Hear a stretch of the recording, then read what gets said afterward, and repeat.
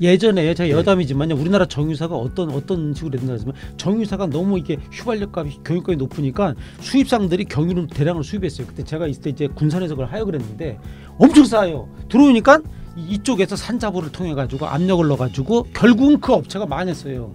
그러니까는 뭐 우리나라 대표적인 브랜드 있잖아요. 그쪽 거기서 산자부를 통해서 이거 문제가 있다.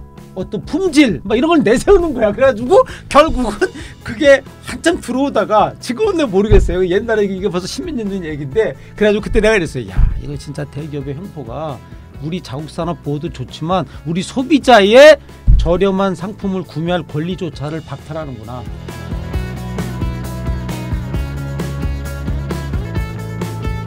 저도 사실 계속 공부를 하면서 이 무역전쟁이라는 개념이 사실 이론적으로만 존재하는 거지 이게 실제 발생할 거라고는 사실 생각을 못해서 이건 국가 간에 정말 굉장히 큰 분쟁이기 때문에 근데 요즘은 실무적으로 진짜 많이 발생하고 있습니다. 그래서 우선 무역전쟁이라는 그 개념을 이해하는 게 좋을 것 같아요. 이제 무역전쟁은 말 그대로 이제 국가 간 이제 서로 수입을 안 하겠다고 이제 무역장벽 특히 이제 수입 장벽을 세우는 것을 말하는데요. 그 모든 나라는 이제 수출을 해서 외화를 버는 것을 선호하고 이제 수입을 제한해서 외화가 유출되는 것을 방지하고자 합니다.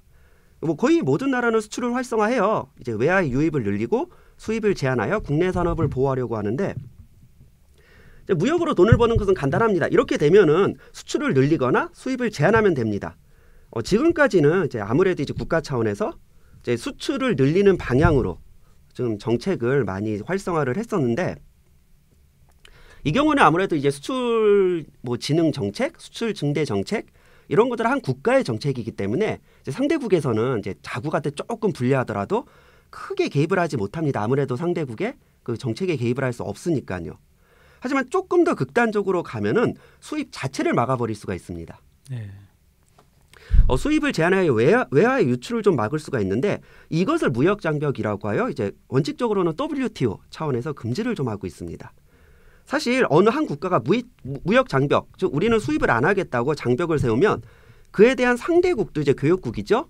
그에 대한 보복으로 동일하게 그럼 우리도 니들 거 안 하겠다라고 서로 이제 무역장벽을 세워서 무역 자체가 이루어지지 않게 되는데 이러한 일련의 과정을 모두 무역전쟁이라고 표현을 합니다. 사실 뭐 지금까지는 뭐 여러 역사적인 이유로 그리고 뭐 미국이 패권국이기도 하고 뭐 달러 자체가 기축통화이기도 하다 보니까 미국은 전형적인 그 무역 적자를 감수하고 있는 상황이었습니다. 그러다 사실 이제 미국이 좀 화가 난 거죠. 왜 미국은 맨날 무역에서 적자만 나냐.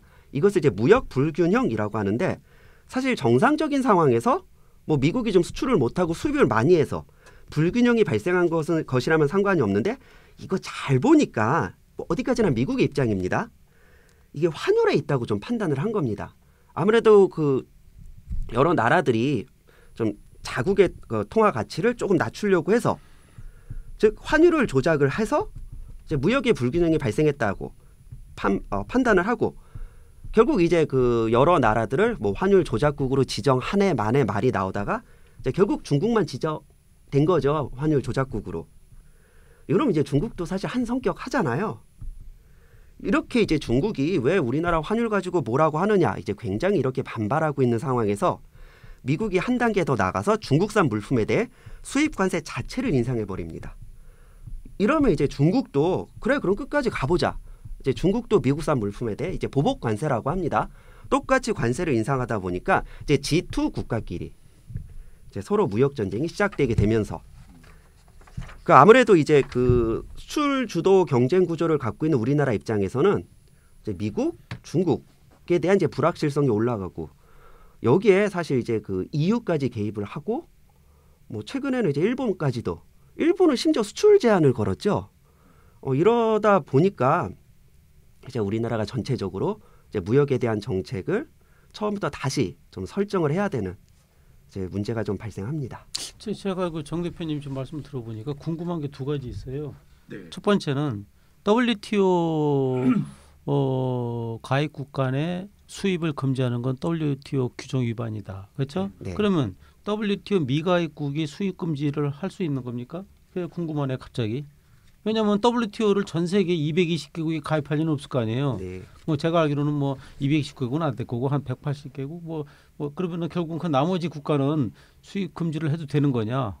왜냐하면 최약국이 아니잖아요. 최약국이 아니면은 그거에 위배되는 자체가 없잖아요. 그게 좀 궁금하고 두 번째는 미국의 논리가 안 맞는 게 자 보세요. 우리가 상품의 교역에 대한 무역 적자는 우리가 무역 수지라고 그러고 그 외에 자본이나 여러 가지 다른 쪽의 뭐 운송이라든지 뭐 다른 쪽 무역 외수지 그렇죠? 그러면 미국은 제조 공장이 탈미국을 해서 제조가 없기 때문에 당연히 상품이 없죠. 그러니까 무역 수지는 적자지만 미국이 로열티, 저작권, 지재권, 뭐 기술 컨설팅, 물류 뭐 이런 많은 분야에서 지금 열어놨잖아요. 그럼 그쪽에는 어마어마한 흑자를 볼 것이다.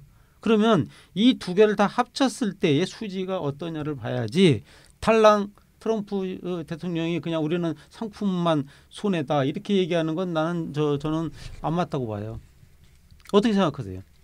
우선 그 WTO에 관련해 말씀을 드리자면 네. 사실 뭐 모든 국가가 가입돼 있는 건 아니죠. 네. 근데 실질적으로 거의 주요 교역국 들은 전부 WTO에 가입이 되어 있는 상황이고 네.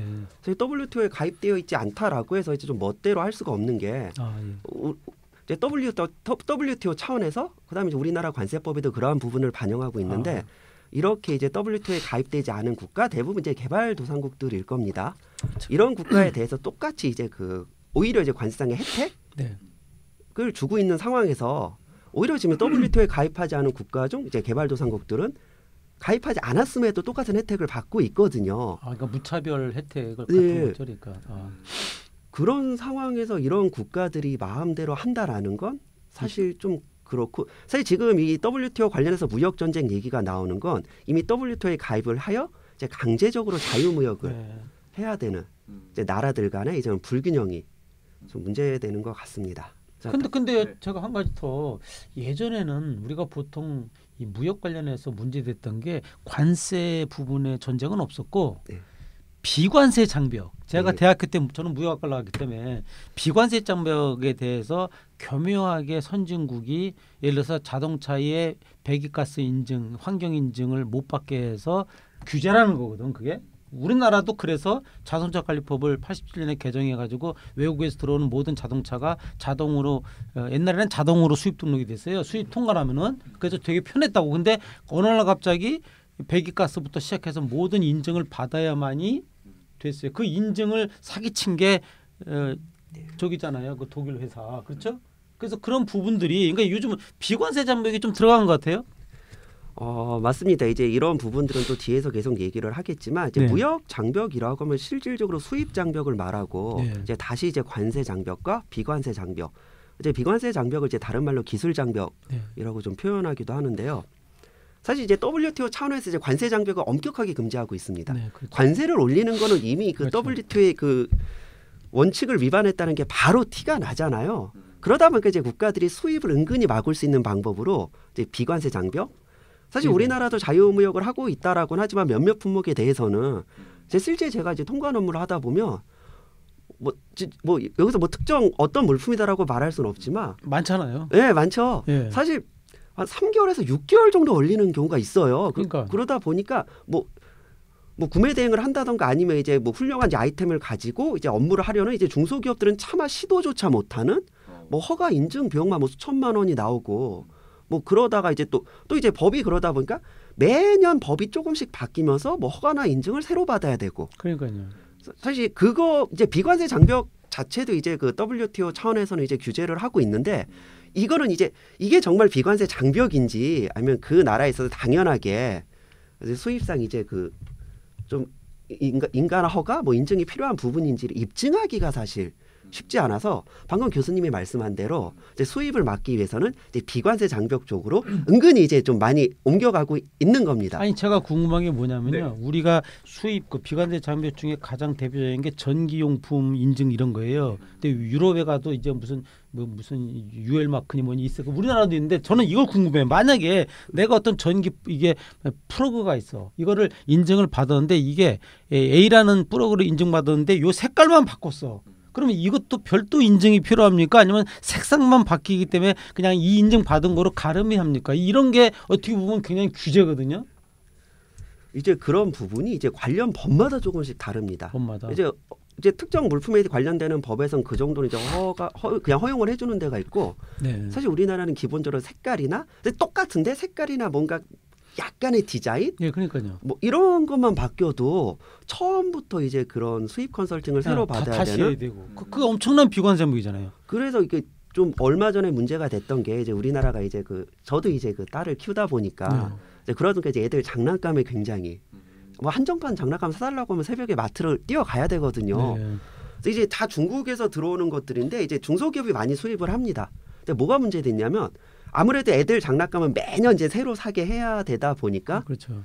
이제 매년 조금씩 바뀌어요. 분명 똑같은 건데 그 세트에서 조금 디자인이 바뀌거나 이제 크기가 조금 바뀜으로써 모든 이제 그 합체 로봇을 처음부터 새로 구매해야 되고, 그리고 색깔이 조금 바뀌면서 이제 새로 구매해야 되고, 애들은 뭐 그럴 수밖에 없죠. 이 과정에서 이제 무슨 장난감이니까 아무래도 어린이 관련 인증이 필요하겠죠. 그렇죠. 이거를 이제 처음부터 새로 받도록 이제 규제가 이제 새롭게 법이 바뀌었다고 이제 중소기업 이제 장난감 관련 수입자들이 아주 그냥 눈물을 흘린 적이 아우성이겠네요. 있습니다. 예. 그 뭐 유해 물질이 어쩌고 뭐 여러 가지 많잖아요. 어린이 장난감은 빨아먹을 수가 있기 때문에 그렇죠. 또 안전이라든지 뭐 이렇게 규탱이에 뭐 이건 날카로우면 다치고 그러군요. 그래서 사실 저도 이제 10년째 이 업무를 하다 보니까 정말 이제 공무원 분들이랑 많이 싸우기도 하고 그렇죠. 이제 부탁도 좀 해보고 그러니까요. 이게 참 그러는데 좀 확실히 그런 비관세 장벽 많죠.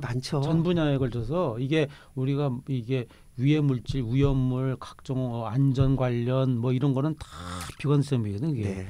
자동차도 마찬가지고 그게 되게 어렵더라고요. 그러니까 그것만 전문적으로 인증만 하는 업자도 있잖아요. 네, 맞습니다. 그래서 옛날에 제가 업계에 있을 때 제가 수입 자동차, 특히 이제 상용차 엄청 큰 것들 있죠. 이런 걸 도입하려면 인증을 우리는 못 받아요. 그러니까 어떻게 돼? 그 업자가 있어요. 그 업자가 딱 한 사람이야.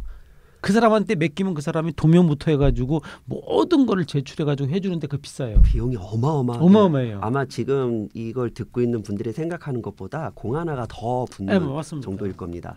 상당히 그걸 힘들어하더라고 그 당시에. 이거 인증받기 위해서 대표적인 예를 들어서 뭐 저 볼보, 스카니아, 벤츠 이런 거 있잖아요. 그 상용차 옛날에 우리나라 처음 들어올 때요 엄청나게 까다로워가지고 그러니까는 이제 못 들어오게 하려고. 그러니까 약간 좀 막는 거지. 왜냐면 그게 생각해보세요. 저는 솔직히 이래요. 우리나라 상용차가 있잖아요. 현대, 대우, 아세아 그때 다 있었어요. 쌍용. 이 사람들이 이 외자가 들어오면은 시장 잠식이 되잖아. 그러니까는 아무래도 자동차 공업 협동조합 뭐 이런 데에서 로비를 안 하겠어요? 아, 저거 좀 규제 좀 해야 된다. 쟤네들은 왜 인증 안 받냐?